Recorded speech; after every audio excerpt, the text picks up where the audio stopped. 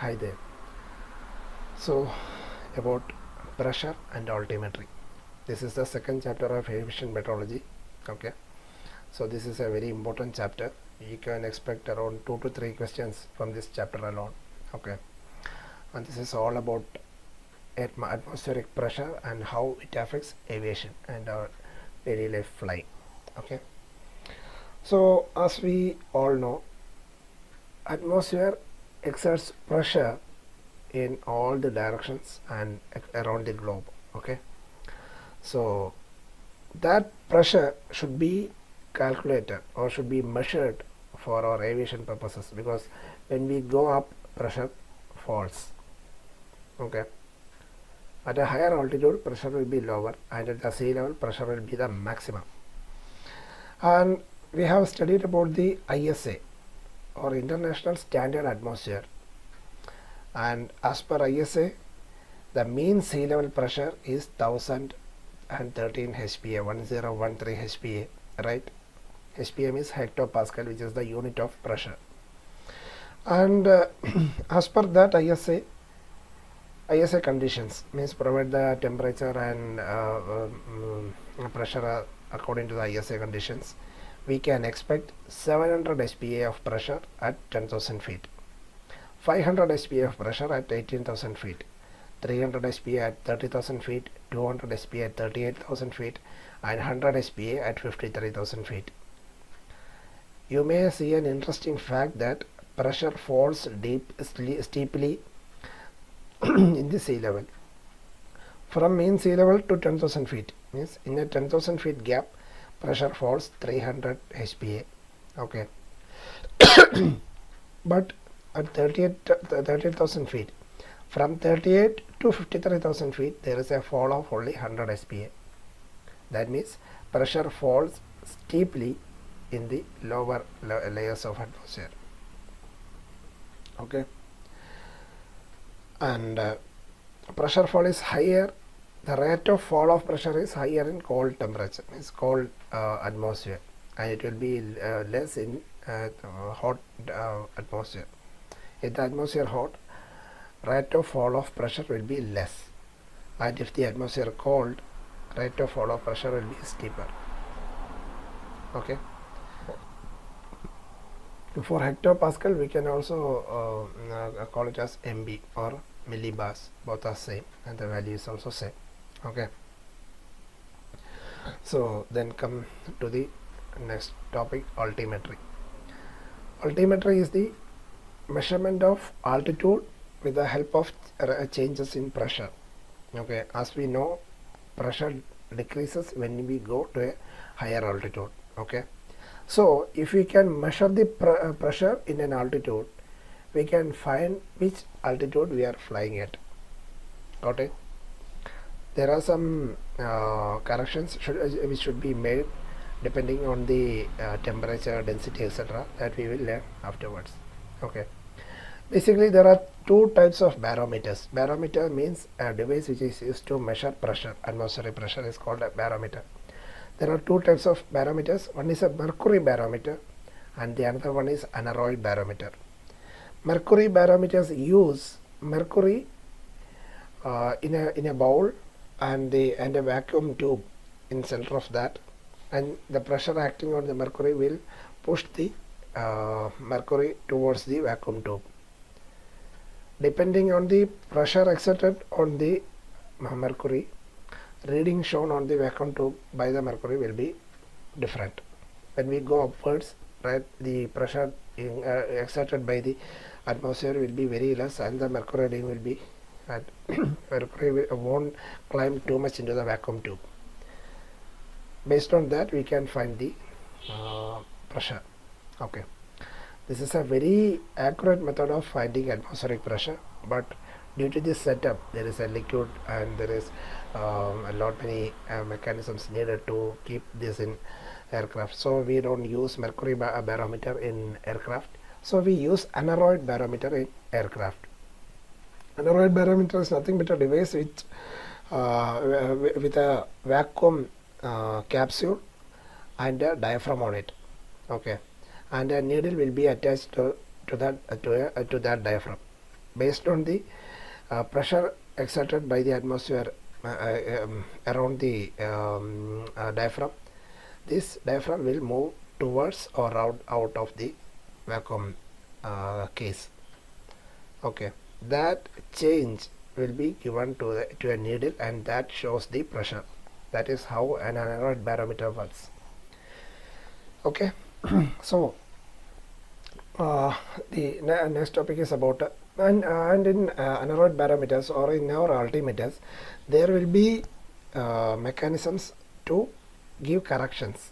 Subscales will be there to set adjustments which we will require for air flying.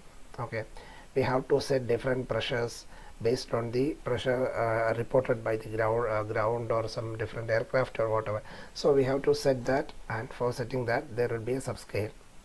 Okay, and then comes pressure altitude.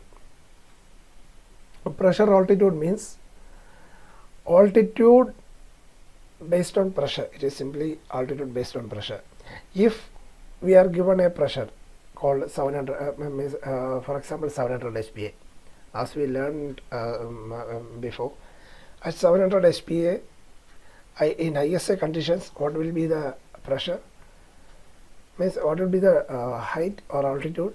It is 10,000 feet. So that is the pressure altitude. Okay, and then comes true altitude. True altitude means the true position which we are at above the mean sea level.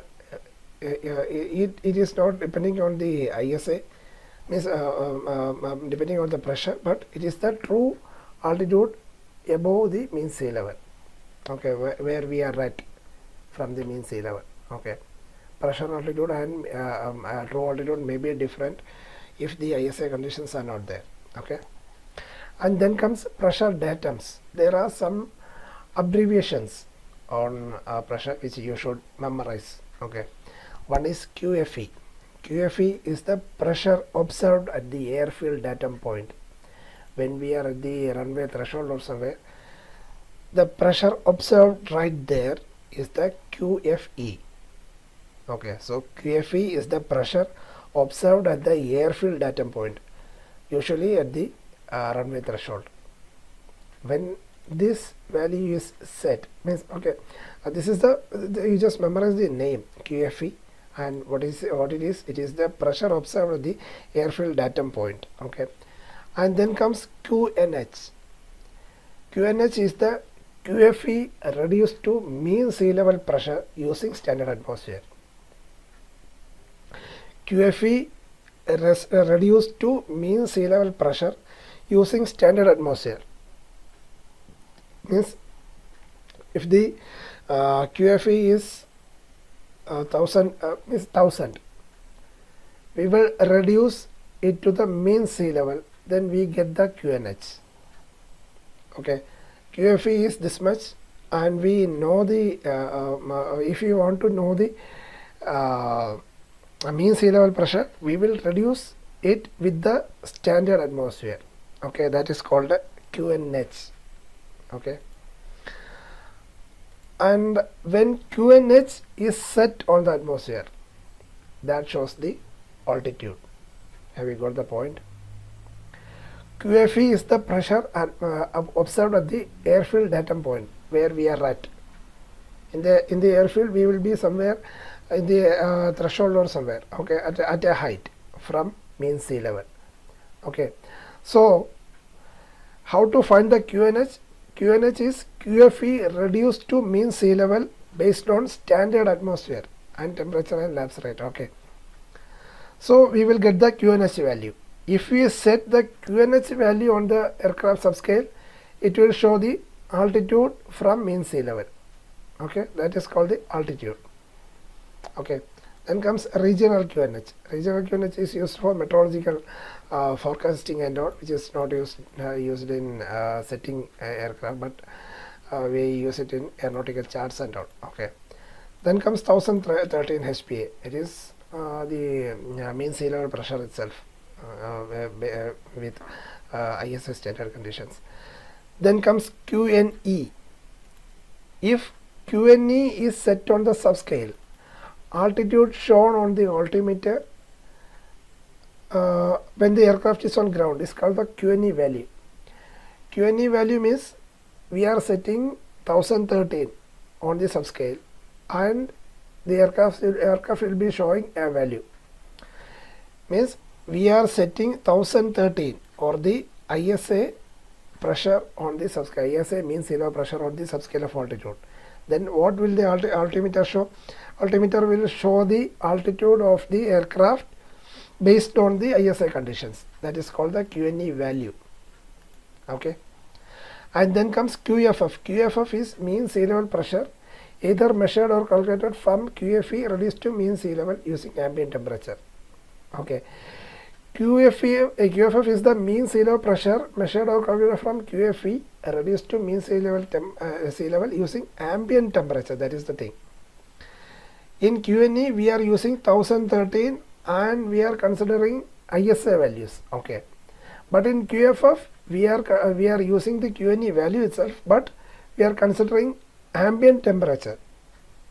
In QNE we were using ISA standard temperature lapse rate to calculate, but in QFF we are using ambient temperature based on ambient temperature. Ambient temperature means temperature present at that time, means in that time and that position. Okay, based on that we are doing the calculation. That is the QFF. Okay, then comes isobars. Isobars means lines joining points of equal barometric pressure. If pressure is same in a region, so we can draw lines on the chart or map with the positions, means in the map there will be areas where the pressure is same, so the lines joining these points are called isobars. Okay, so if there are different isobars, means isobars need not be the same in the entire map. It can be like spirals or it can be round or whatever. As you see in this is a chart with isobars. See, this is 1016 isobar. In this area, means this is the line joining points of all the points with 1016 as pressure. Got it? And here the pressure is higher and it is 1018. This is the line joining places having the pressure 1018. This is the line joining pressure having 1014 as pressure. Got it? So these are called isobars. Got it? Lines joining points of equal atmospheric pressure is called isobar. There is one more thing, isobar. So you should remember this thing. Isobars are lines joining points of equal pressure and isolobars are lines joining points with same pressure tendency. That means there are chances that pressure can go high or low. Okay, pressure can increase or decrease. Okay, that is the pressure tendency of increasing or decreasing. If we draw a line joining places of equal pressure tendency, same pressure tendency, means after 1 hour pressure will rise in the points in all the in this line. Then that line is called a isobar. Isolobars are lines joining points exhibiting same pressure tendency, and isobars are lines joining equal barometric pressure. Got it? Yeah. And then comes ridge, trough, anticyclone, depression, etc. Okay. Anticyclone or high pressure is a point where pressure is high, and depression or low is a point where pressure is lower than the surroundings. Okay. Anticyclone is an area where pressure is higher than the surroundings, and depression or low is an area where pressure is lower than the surroundings. Got it? And then comes a ridge. If the high pressure is in a longer region, then that is called a ridge. And if the low pressure is there in a longer region, that is called a trough. Okay, and then comes a cold. You should memorize all these names because this comes in handy in many other topics in wind and etc. You should see this this term, so you should memorize this. A ridge is an elongated high or a long high pressure region, and trough is a long low pressure region. And cold is an area surrounded by two diametrically opposed lows and two opposed highs. Okay, see, this is a cold. Okay, two diametrically opposed high pressure regions are there and two diametrically opposed low pressure regions are there. This is called a cold. Okay, this area is called a cold. So you should memorize these names: anticyclone or high pressure region, depression or low pressure region, ridge which is a long high pressure region, and trough which is a long low pressure region, and a cold which is a diametrically opposite central region of two troughs and two ridges. Okay, sorry, two depressions and two high pressure regions. Okay, yeah. So then comes pressure gradient. Pressure gradient is nothing but the measure of rate of change of pressure with the distance. Okay, normally expressed as HPA per 1000 nautical mile or HPA per HPA per 100 nautical mile or HPA per 100 kilometers. Okay, if there are closely spaced isobars, if the difference between two isobars are very close, means lot many isobars are closely packed, that means there is a chance of strong winds in that region. Why so? Here is a high pressure region, here is a low pressure region, and again high pressure, again low pressure. If it is like that, what will happen? Air will move from high pressure region to low pressure region. From high pressure region to low pressure region, air will move. That movement is called wind, right? If the isobars are closely packed, 1014 is there, 1012 is there, 1010 is there, 1008 is there. So these are all closely packed. So we can expect a wind from this region to this region, right? We can expect a strong wind because the isobars are closely packed, and if we calculate this entire region, there is a steep fall in pressure. So there will be a wind. Strong winds can be expected if the isobars are closely packed. Okay, rarely this question comes in the exam. If there are closely packed isobars, what is the indication? We can expect a strong winds in that region. Okay, and again isolabars, as I told you, isolabars are lines joining places of equal pressure tendencies, and isobars are lines joining places of equal pressure. Okay, then comes the last portion of our topic, altimeter temperature error. Okay, there are two types of errors and which an aircraft can go through with regarding to the altimeter. Okay, when an aircraft moves from a high pressure region to a low pressure region, aircraft is moving from a high pressure region to a low pressure region, what will happen? Okay, leave everything apart and consider an aircraft moving from a high pressure region to a low pressure region. Okay, what will happen is high, low, high.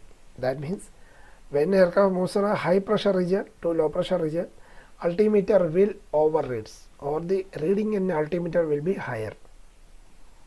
Am I correct? When aircraft is moving from a high pressure region, in a high pressure region, what will be the indication in altimeter? Altimeter will be showing a low altitude. Am I correct? High pressure means low altitude. Aircraft is not losing height, it is moving at the same altitude. Okay, from high pressure region it has moved to a low pressure region.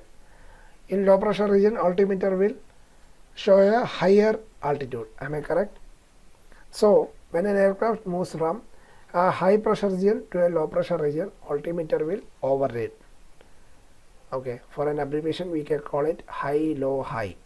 High to low, altimeter will overread. And consider the same aircraft moving from low pressure region to high pressure region without losing altitude. What will happen? At low pressure region, altimeter will be reading higher value. Okay, and when it enters the high pressure region, altimeter shows a lower altitude. So low to high low, high low high, and low high low. When aircraft moves from a low pressure region to a high pressure region, altimeter will always underreads. Low to high underreads, high to low overreads. Okay, you can expect this question is one among these questions in most of the exams, most of the DGC exams, CPL exams, CPL and ATPL exams. Okay. So now comes the DGCA priority points in pressure topic. Okay. So questions are asked like, what is the pressure you can expect at 38,000 feet in ISA conditions? Okay. So you should memorize the entire table, like the table as it is. Okay. And then comes in altimetry, it is asked like which type of barometer is used in an aircraft. It is aneroid barometer. Okay, this question is also asked. And what is the mean sea level pressure in ISA conditions? That is 1013.2 HPA. Then the definition of QFE or QNH or whatever will be given, and you have to select the right code, Q code. Okay. Then isobars and isolobars, lines joining equal barometric pressure is called isobar, and lines joining places of equal barometric pressure tendency, pressure change is called isolobar. This is also asked. And anticyclone or high, it is asked like what is the means what a high pressure region is called, like that it sometimes asked. Then what I have told you before, this high to low high and low to high low, underrates and overrates. These are the main questions which we can expect in DGC exams from this topic. Okay.